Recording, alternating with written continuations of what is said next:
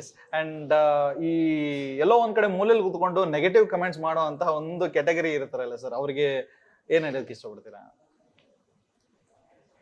ಏನು ಅವರು ಒಂಥರ ಇಂಡಸ್ಟ್ರಿನ ಬೆಳೆಸ್ತಾ ಇದ್ದಾರೆ, ಓಕೆ. ಒಂದು ಕೆಲ್ಸದ ತರ ತಗೊಂಡಿದ್ದಾರೆ ಅದನ್ನು. ಹಾ. ಕೆಲವೊಬ್ರು ಫುಲ್ ಟೈಮ್ ಮಾಡ್ತಿದ್ದಾರೆ, ಕೆಲವೊಬ್ರು ಪಾರ್ಟ್ ಟೈಮ್ ಮಾಡ್ತಿದ್ದಾರೆ. ಅದರಲ್ಲೂ ಫುಲ್ ಟೈಮ್ ಪಾರ್ಟ್ ಟೈಮ್ ತರ ಮಾಡ್ತಾರೆ. ಪಾರ್ಟ್ ಟೈಮ್ ಮಾಡ್ತಿದ್ದಾರೆ. Yes.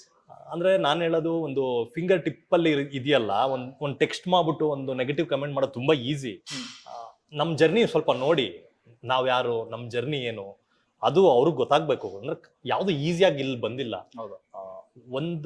ಒಂದು ಫ್ರೈಡೇಗೆ ನಾವು ತುಂಬಾ ಕಾಯ್ತಾ ಇರ್ತೀವಿ. ಹೌದು. ಎಷ್ಟೋ ವರ್ಷ ಕಷ್ಟಪಟ್ಟಿರ್ತೀವಿ, ಇಂಜುರೀಸ್ಗಳಾಗಿರುತ್ತೆ, ಉಪವಾಸ ಇರ್ತೀವೋ ಏನ್ ಮಾಡಿರ್ತೀವೋ ನಮಗೆ ಗೊತ್ತಿಲ್ಲ.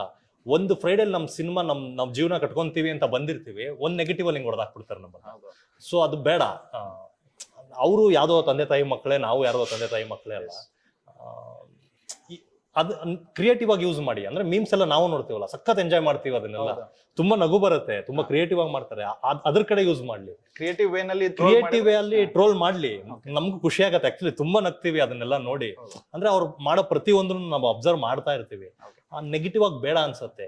ಅಂದ್ರೆ ಫಿಮೇಲ್ ಗಳಿಗೂ ಮಾಡ್ತಾರಲ್ಲ, ಹೀರೋಯಿನ್ಸ್ ಗಳಿಗೆ ಮಾಡ್ತಾರಲ್ಲ, ನಾವು ಅದನ್ನ ಒಂದ್ ಸ್ವಲ್ಪ ನಕ್ಬಿಟ್ಟು ಸುಮ್ಮನೆ ಆಗ್ಬಿಡ್ತೀವಿ. ಬಟ್ ಅವ್ರಿಗೆ ತುಂಬಾ ಸ್ಟ್ರಾಂಗ್ ಆಗಿ ಅದು ಎಫೆಕ್ಟ್ ಆಗತ್ತೆ. ಎಸ್. ಅಂಡ್ ರಿಯಲ್ ಲೈಫ್ ನಲ್ಲಿ ಲವ್ ಮ್ಯಾರೇಜ್ ಇಷ್ಟನಾ ಅಥವಾ ಅರೇಂಜ್ ಮ್ಯಾರೇಜ್ ಇಷ್ಟನಾ? ಏನ್ ಆತರ ಎಲ್ಲ ಏನಿಲ್ಲ, ಹಾ. ಆದಂಗಾಗ್ಲಿ. ಓಕೆ. ನಾನು ಅಂದ್ರೆ ಇಂಡಸ್ಟ್ರಿಲಿ ಒಂದಷ್ಟು ಹೆಸರು ಮಾಡಿದಾರಲ್ಲ, ಆ ಹೆಸರಿಗೆ ಹಾಳು ಮಾಡಕ್ ಇಷ್ಟ ಇಲ್ಲ ನನಗೆ. ಅಂದ್ರೆ ನಾವು ಏನೂ ಮಾಡಿಲ್ಲ ಅಂದ್ರೆ ಹೆಸರನ್ನ ಹಾಳು ಮಾಡಬಾರದು. ಓಕೆ. ಸೊ ಅದನ್ನ ತಲೆಯಲ್ಲಿ ಇಟ್ಕೊಂಡೆ ಪ್ರತಿ ಒಂದು ಸ್ಟೆಪ್ಪು ತಗೊಂಡೋಗೋದು. ಓಕೆ. ಸೊ ಪಾಸಿಟಿವ್ ಆಗಿ ಏನೇನಾಗತ್ತೆ ಅದೆಲ್ಲ ಆಗ್ಲಿ.